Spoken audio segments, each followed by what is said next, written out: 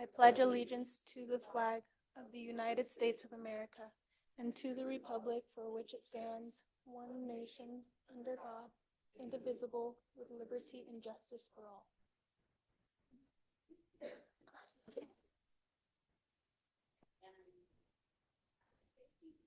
Yes. Good morning, commissioners. All right, here to give you guys your safety brief. So, designated person to call 911 will be Jackie. AED first aid kit's located at the corner of the room. I'll be the first aid responsible person in the room here. If you're a DNR or have medical condition, put a note in your right pocket or right shoe. Restroom locations outside the boardroom to the left. If we do have to evacuate, board members will evacuate to this door right here. Everyone here will go to the back door, same way we came in. That's going to be our emergency exits. Do we have any questions? All righty, thank you.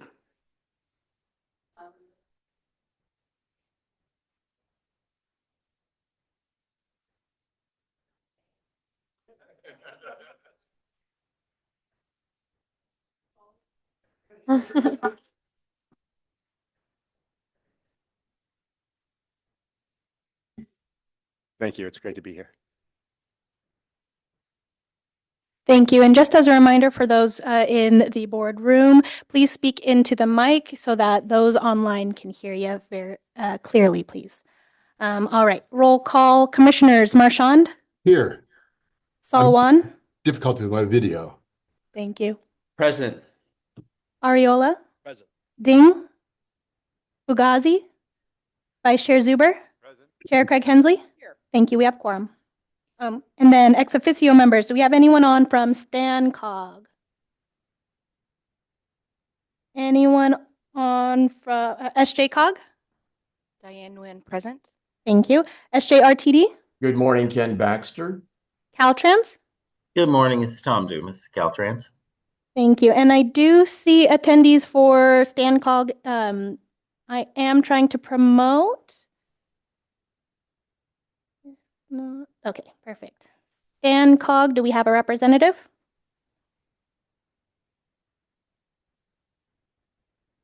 Mayor Marchand, I see your hand raised. Oh, hang on. Let me take that down. Sorry. I was trying to indicate that I was here, but my camera's having some difficulty. Okay, thank you. Okay, thank you. No representative from StanCog. They have Hi, Ms. There we go. yeah. Hi, this is Jean Folletta. Mayor Llewellyn will not be able to be here today, and so we will have no comments when it comes time. Thank you. All right. Moving on to public comment. Do we have any members of the public that would like to speak to a non-agenda item? Any members online? Seeing none online. Anyone in the audience? All right. Seeing none, moving on. Consent calendar. Are there any items that any of the commissioners would like to pull for any more information on consent calendar? One item to correct on consent. Sean, yes. It shows that I am both absent and present, so I guess it's a matter of Schrodinger's cat. But since I moved the consent last time, it proves that I was actually here. We will note that correction to the consent calendar item. But I'll move consent. Thank you. Consent has been, prior to that, I'm sorry, I'll take a second in just a second. No, it's okay. I will bring this up in my own comments later. So go ahead, Mr. Zuber. I'll second. So it's been moved and seconded to move forward with approval of the consent calendar. If I can get a vote on that, please. Thank you. And I would just like to note that you have a purple sheet in front of you for the minutes as well. So we will update that motion and second to adopt the purple. As corrected. Thank you, sir. Thank you. All right, Commissioners Marchand? Aye. Salwan? Aye. Ariola? Yes. Fugazi? Yes. Vice Chair Zuber? Yes. Chair Craig Hensley? Yes. Thank you. Motion passes. Thank you very much. Moving on to item 6. Mr. Cook, you have a presentation for us? Just a small one. Okay. Good morning, commissioners. So we have talked over the past several months about the legacy PIDS program that we have right now managed by CCJPA as we go through our interim process of finding an alternative solution for a modernized PIDS solution.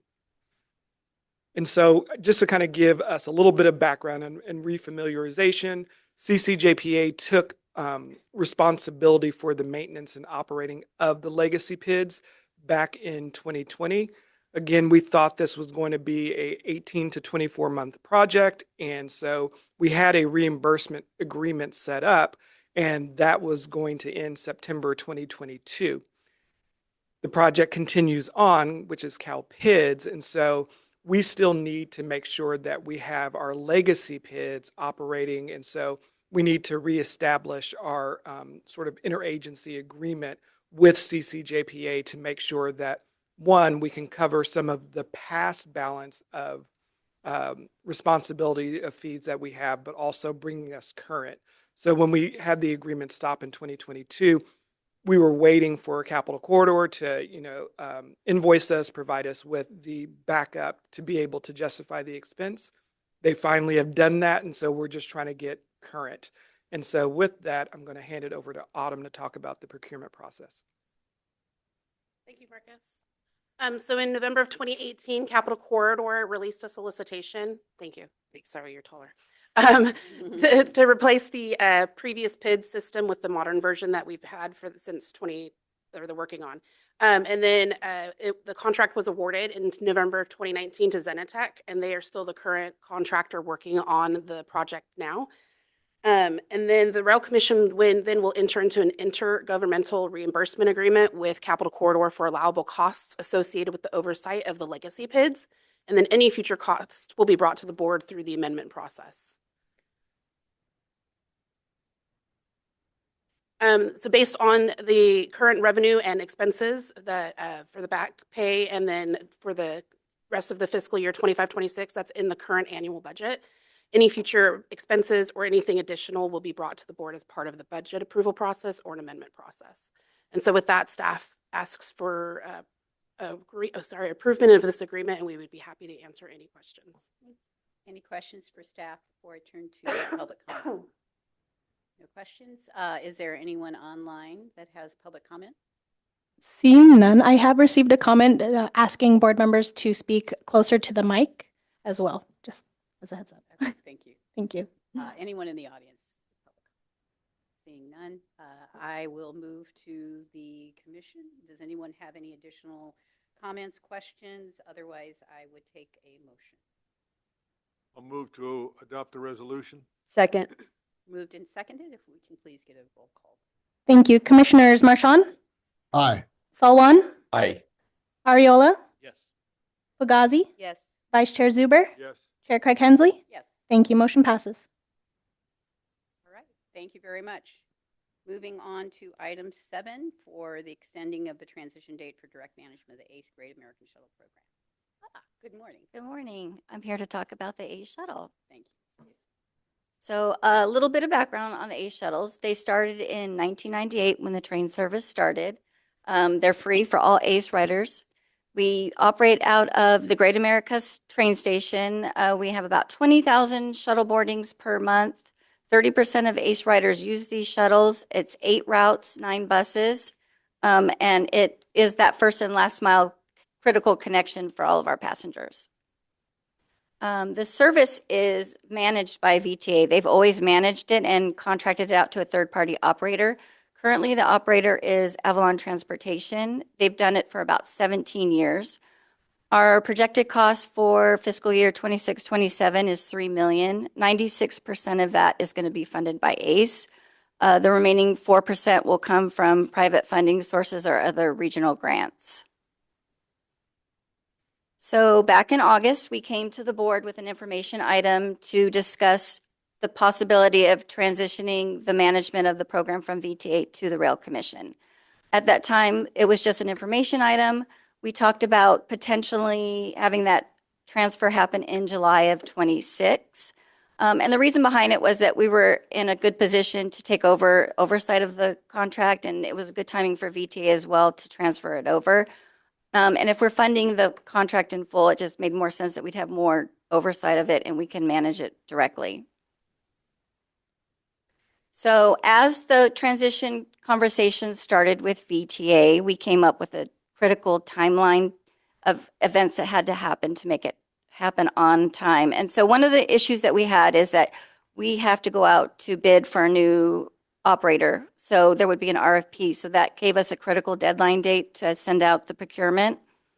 However, we had some other items that had to be done in order to do the RFP. And one of the things that we needed to get done was have bus stop access agreements with the various cities and with VTA.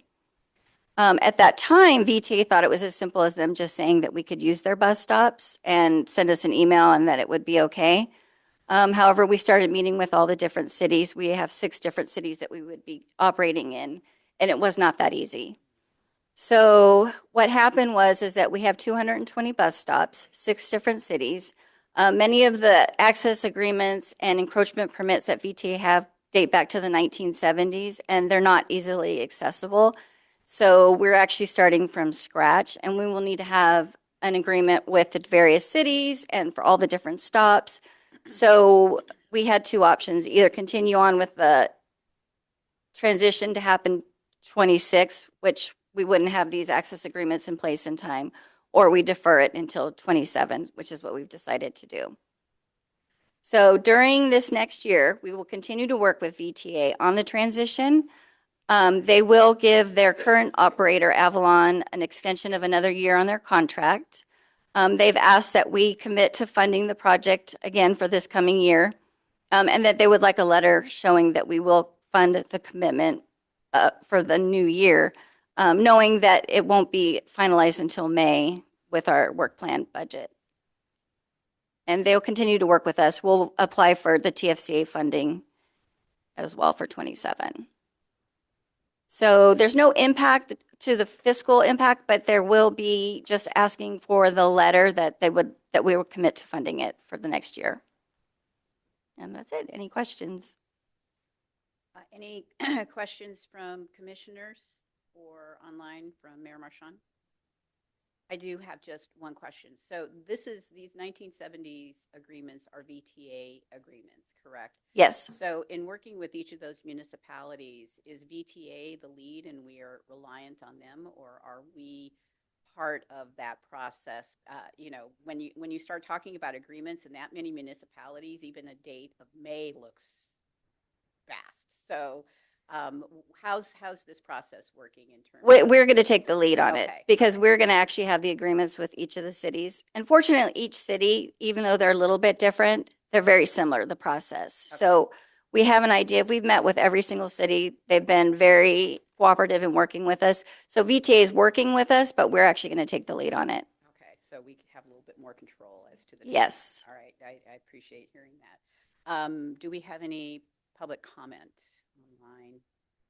Seeing none online, I do want to remind board members that we do have a purple sheet for this item as indicated with the red text. Noted. Is the purple sheet, the purple sheet is tied to the action item. I note that. So any in the audience? Seeing none. If there's any other comments from commission members? If not, I would take a motion, including the purple sheet, for the action item to be the letter to VTA. Move to approve. Second. It's been moved and seconded. We do a roll call. Thank you. Commissioners Ariola, Yes. Marchand, Yes. Salwan, Aye. Bagazi, Yes. Vice Chair Zuber, Yes. Chair Craig Hensley. Yes. Thank you. Motion passes. We're going to talk about the shuttles a little bit more. So item number 8, we're going to talk about the Great America Ace shuttles and the Great America Ace station regarding the Super Bowl coming to town.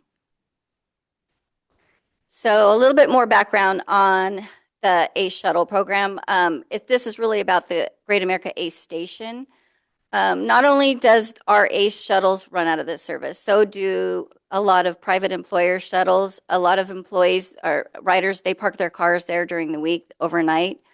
There's ride share. There's just a lot of activity. There's bikes, scooters, everything operating out of this station.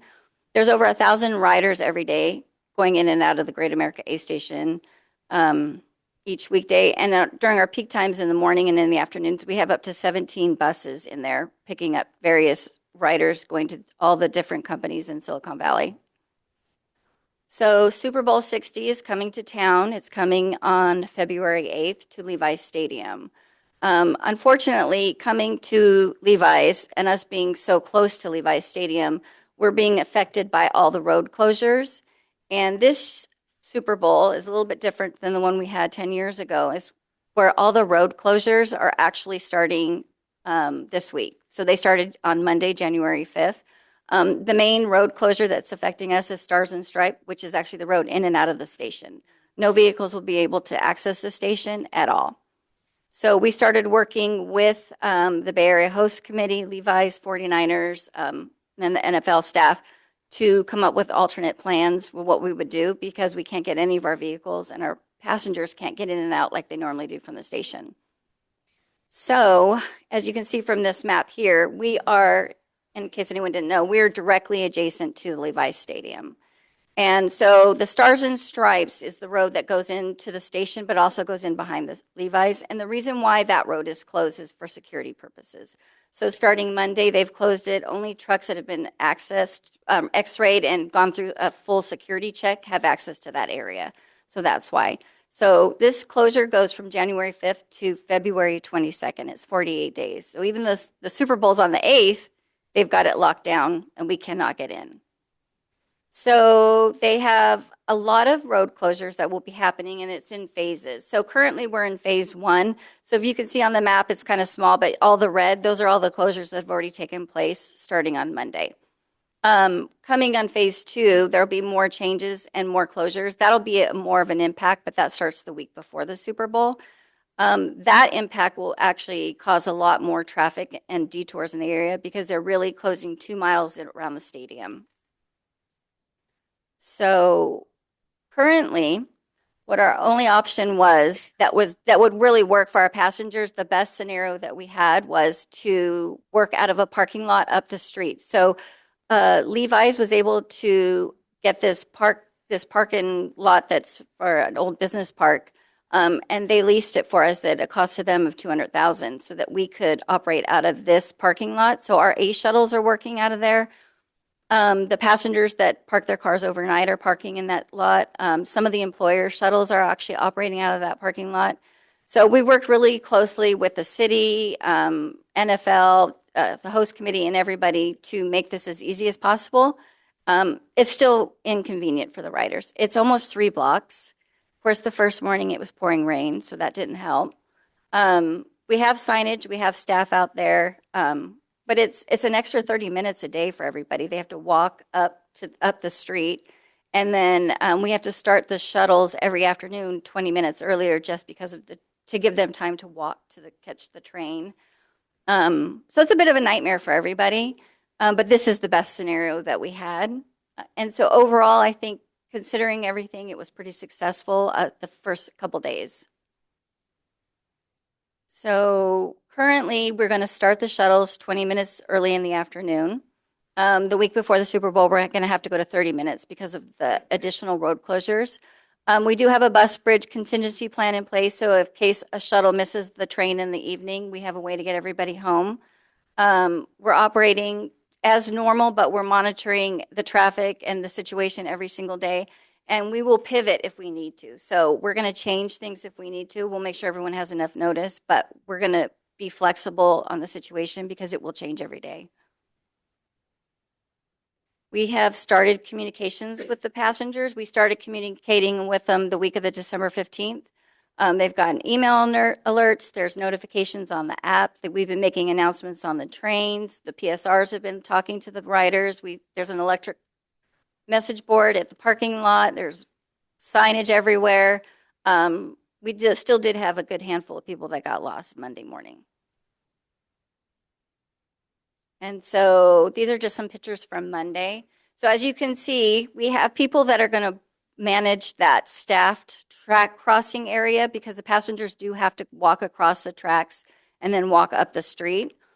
And then they have to walk up 2.5 blocks up to get to the parking lot. And then once they get to the parking lot, they have to walk across the parking lot to get to the buses on the other side. So, and the picture in the right corner just kind of shows you the top of the street that they have to walk up.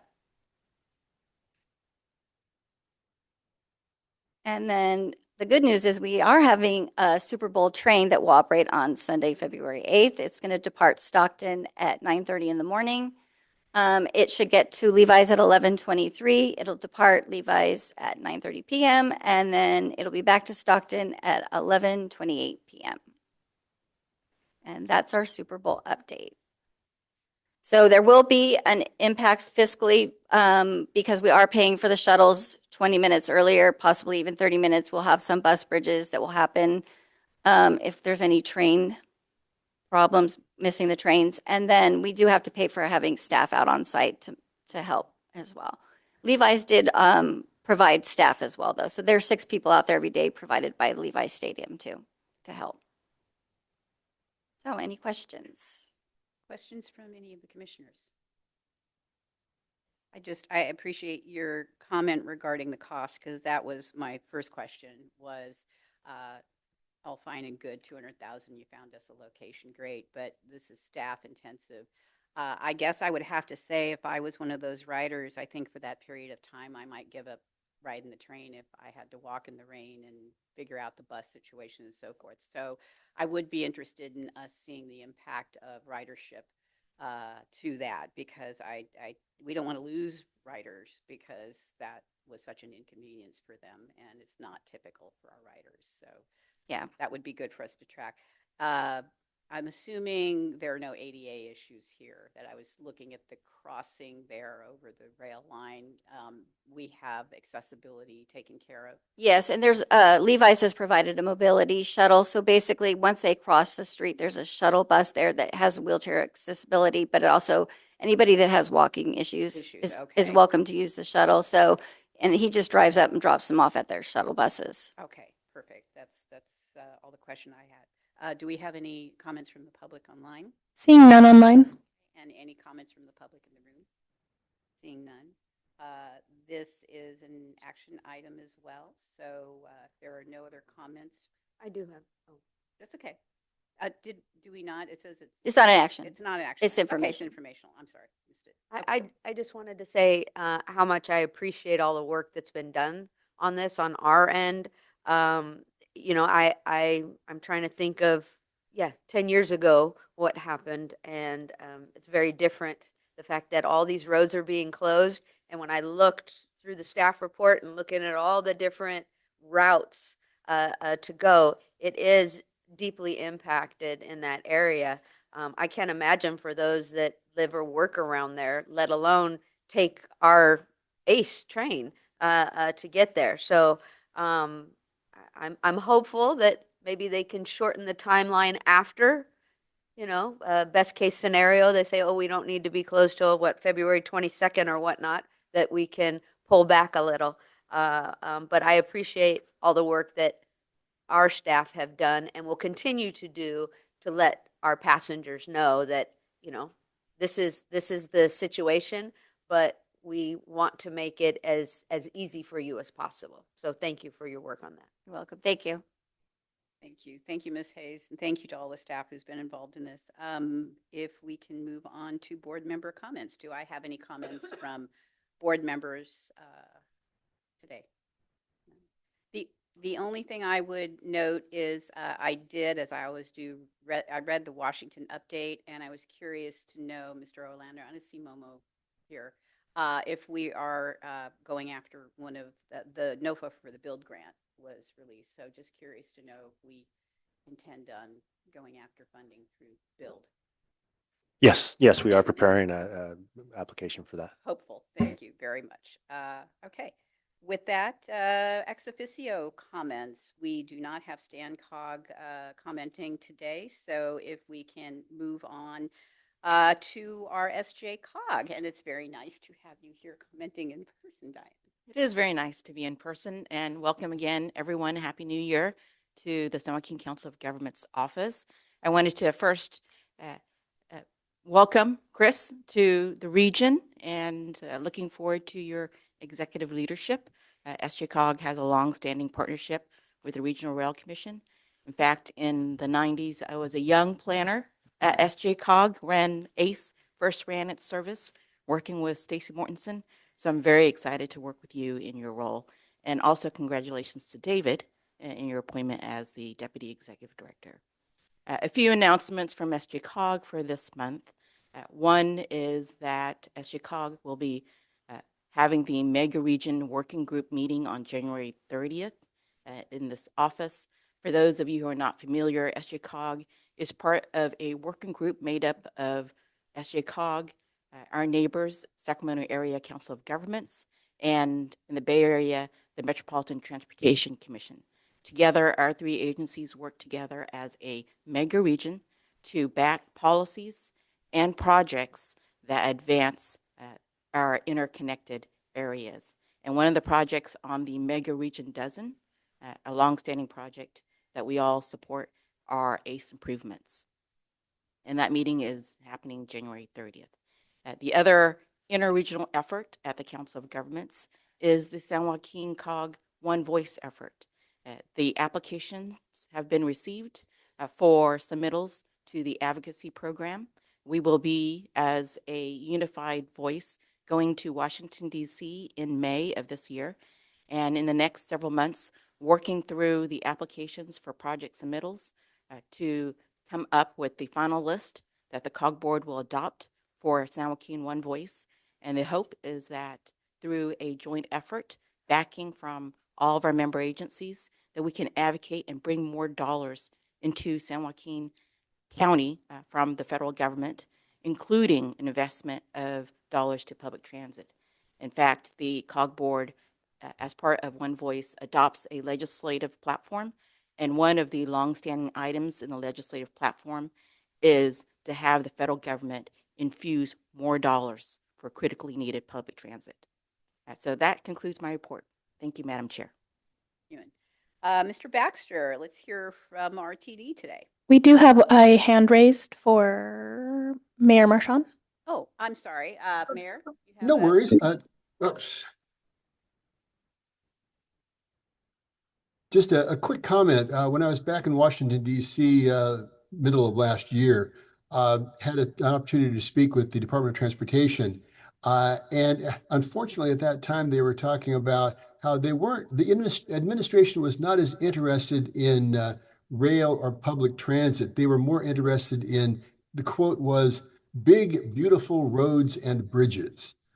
So be ready when you go back to DC to talk about the importance of connecting the mega region, that not everybody commutes from home or telecommutes, that there are people that still have to get to the work site. And they do that using transit and using ACE and using rail. So it's big, beautiful rail and big, beautiful public transit, and not just big, beautiful roads and bridges. I think we could find a bridge project or something that would benefit. Probably. So, yeah. Yeah, they would, that flyover. Yeah, I know. So we'll have to reframe our request to be about the big, beautiful roads and bridges. So thank you for that note, Mr. Marchand. Mr. Baxter. Thank you, Madam Chair. I just wanted to add on to the comments from the mayor. Yes, we definitely here in California have big, beautiful buses and rail cars. So that's important in addition to bridges and infrastructure. First, I just want to welcome Chris. It's great to have you on board, and congratulations on the CEO position. And to you, David, kudos and congratulations to you too. And if we can ever be of any service, just let us know. I have just a few quick items I'd like to share with you. It pertains to ridership here. So the trend analysis, the prognosis is looking even better for us on ridership. Currently, our system-wide daily ridership is about 10,600 plus. And for those of you that don't know, the Regional Transit District, we are the regional transit provider for bus service. We connect all 8 cities in San Joaquin County.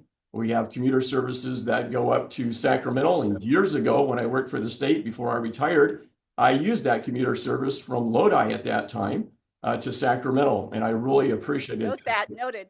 Thank you very much, Ken. I've lived in Lodi 2 times, but I'm currently in Stockton. So, but anyway, thank you.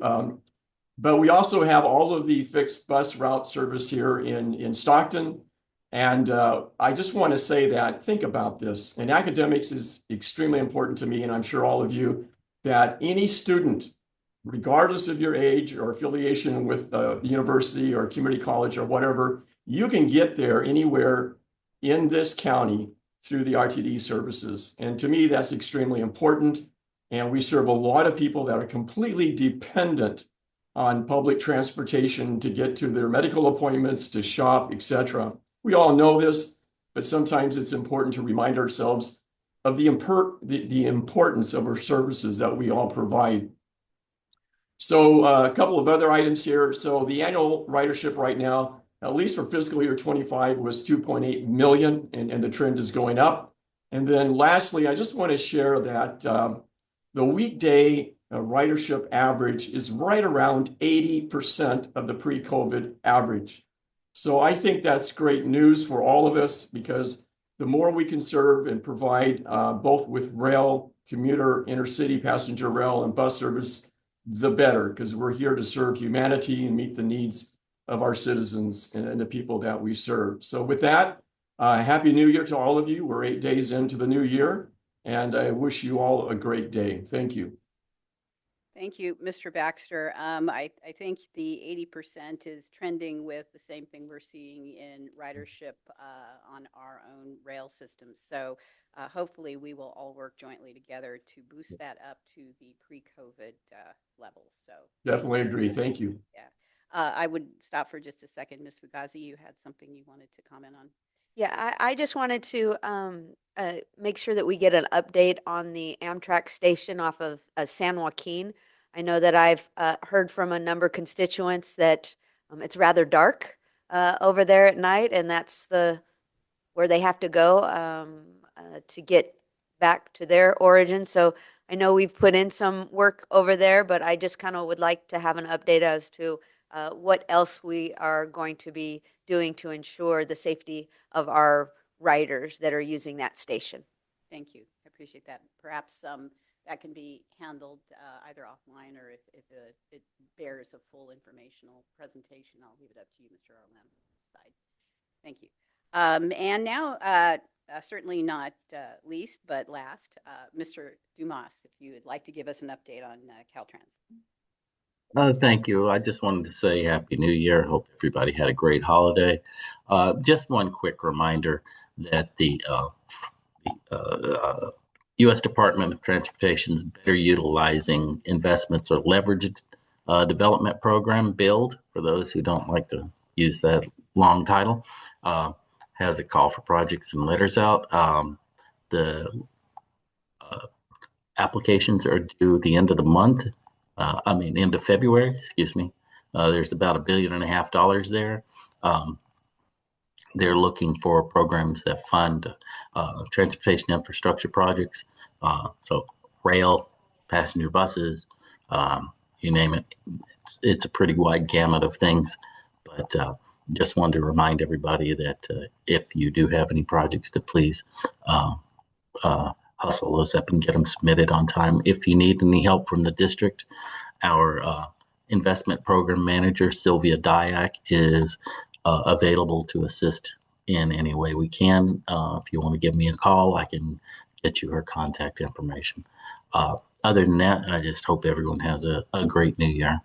Thank you.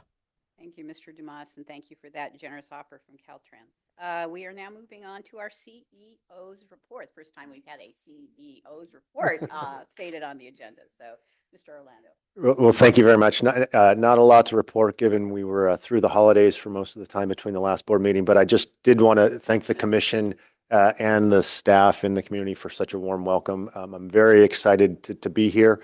It's been a very busy week. The staff has had me running around touring facilities.